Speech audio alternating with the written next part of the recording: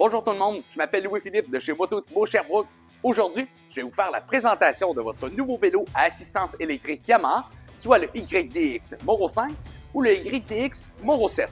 Dans cette vidéo, je vais survoler les différentes composantes de votre vélo ainsi que leur fonctionnement et je vais aussi parler des entretiens et de la garantie. Nous avons réuni les deux vélos dans un même vidéo car ils ont un fonctionnement très similaire à quelques différences près.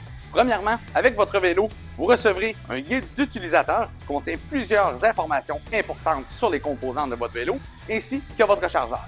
Au niveau de votre guidon, en commençant du côté droit, vous trouverez juste ici votre levier de frein arrière ainsi que vos deux leviers pour contrôler vos vitesses.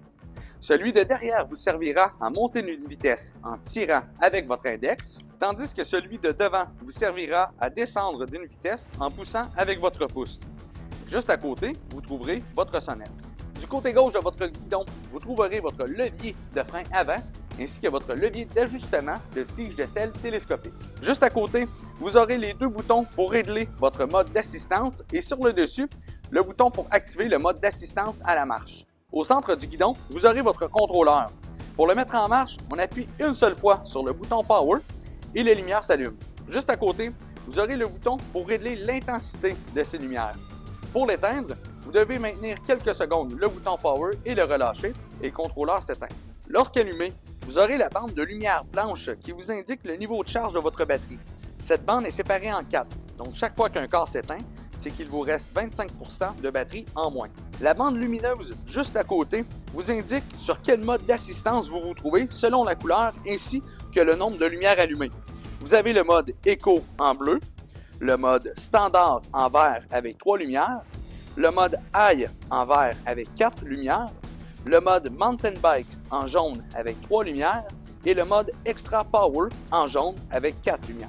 Ensuite, en maintenant votre bouton du haut, vous activerez votre mode automatique qui fera varier l'intensité du mode d'assistance entre Eco, Standard et High. Vous saurez que vous êtes en mode automatique lorsque seulement la lumière du bas est allumée en bleu. Vous aurez aussi votre mode d'assistance à la marche que vous pouvez activer en appuyant qu'une seule fois sur le bouton du dessus. Lorsqu'activé, vous n'avez qu'à maintenir votre bouton du bas pour mettre en marche le moteur. Vous avez aussi la possibilité de connecter votre vélo à votre téléphone intelligent via Bluetooth et l'application eSync Connect. Cette application vous permettra de voir votre vitesse en temps réel, le pourcentage de charge de votre batterie et encore l'odomètre total de votre vélo. Pour la procédure de connexion, vous pouvez vous référer à votre guide d'utilisateur. Pour faire charger votre batterie, la prise se trouve juste ici, au centre du châssis. Il suffit de la brancher dans une prise murale conventionnelle et lorsque la lumière verte du chargeur s'éteint, votre batterie est à sa pleine capacité. On vous suggère d'entreposer et de faire charger votre batterie dans un endroit sec, aéré et à l'abri des intempéries. Si ce n'est pas le cas, je vous montre comment enlever votre batterie facilement à l'instant. Premièrement, pour avoir accès à votre batterie, vous devez retirer le capot plastique à l'aide des deux vis qui se trouvent complètement en haut. Ensuite, vous devez dévisser la vis qui se trouve complètement en bas, tirer sur le loquet et le faire pivoter. Il ne vous reste qu'à tirer sur la batterie et elle va se retirer. Pour un stockage au-delà d'un mois, on vous suggère de retirer la batterie et garder son niveau de charge à 1 ou 2 témoins lumineux maximum. Une batterie vide ou pleine pendant un stockage peut se détériorer plus rapidement et cela va affecter directement sa durée de vie. Pendant les premières heures d'utilisation de votre vélo, certaines composantes peuvent s'étirer ou nécessiter un ajustement.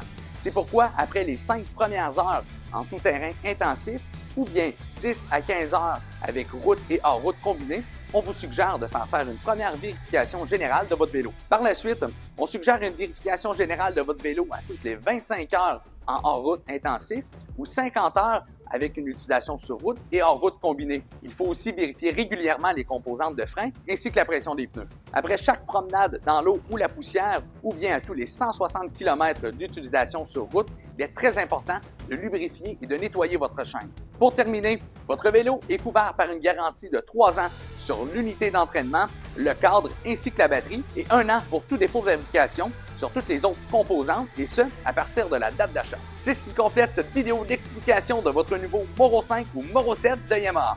Pour toute question, n'hésitez pas à communiquer avec votre conseiller, le département de pièces ou notre atelier mécanique chez Moto Thibault Yamaha de Sherbrooke. Je vous souhaite plusieurs heures de plaisir sur votre nouveau vélo à assistance électrique Yamaha.